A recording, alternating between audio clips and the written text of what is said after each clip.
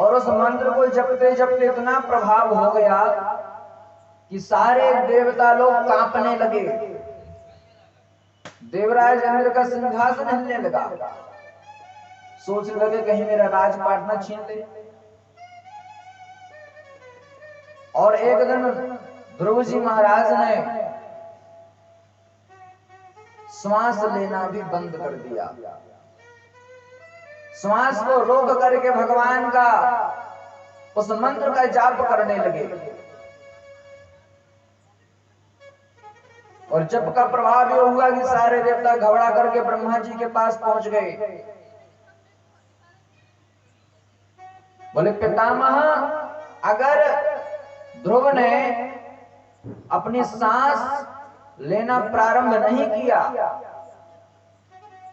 तो ये सारी सृष्टि, सारा जगत नष्ट हो जाएगा, रुक जाएगा, इसकी गति रुक जाएगी। उस मंत्र के प्रभाव से इतना तप, इतना बल आ गया ध्रुव जी महाराज में। ब्रह्मा जी ने कहा देखो ध्रुव मेरी भक्ति तो कर नहीं रहा है, जिसकी भक्ति कर रहा है चलो उसी के पास चलते हैं। भगवान विष्णु के पास पहुंचे। बोले प्रभु कुछ उपाय करो, नहीं तो सारे जीव जंतु, ये सारी सृष्टि नष्ट हो जाएगी। ध्रुव ने अपनी प्राण वायु को अवरुद्ध कर लिया है, रोक लिया है। भगवान ने कहा चिंता न करो,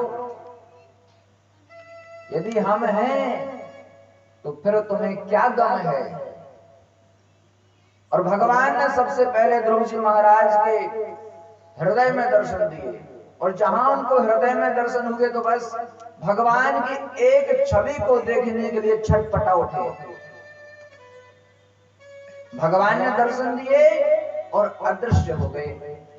अब भगवान की जो वो सुंदर छवि देखी तो ध्रुव जी महाराज उस छवि को देखने के लिए छटपटा उठे।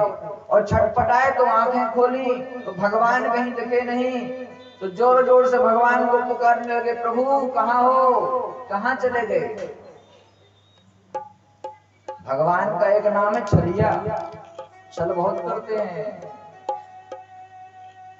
और जैसे ही पुकारा भगवान को तो भगवान सामने आकर के प्रकट हो गए।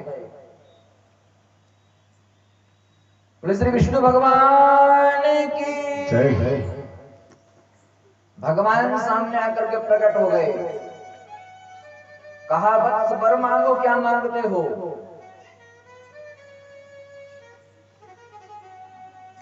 अब ध्रुव जी महाराज को भगवान की स्तुति करना तो आता नहीं था। कैसे स्तुति करें, 5 वर्ष की अवस्था, गुरुकुल गए नहीं थे। 5 वर्ष की अवस्था में कौन गुरुकुल जाता है। क्या स्तुति करें, कैसे भगवान को प्रणाम करें।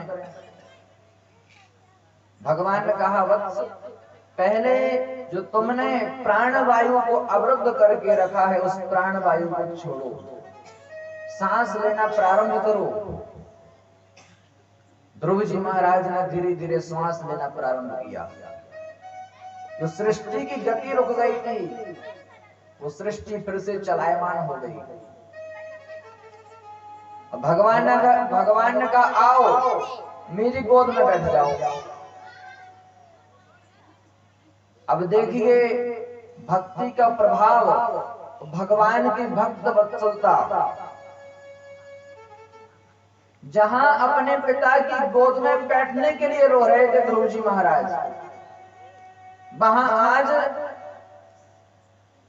सर्वशक्तिमान, सर्वसंपन्न, जगत नियंता भगवान श्री हरि की गोद में बैठने का सौभाग्य मिल गया।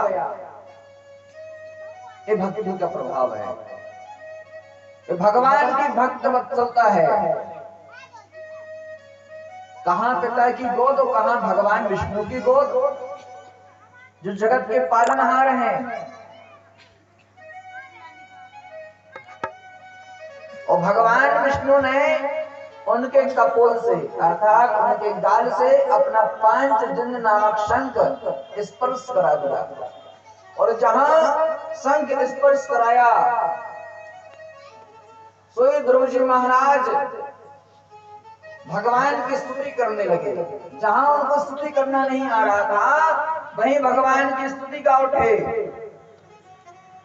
योऽन्तः प्रविश्य मनवाचमिमां प्रशोभताम्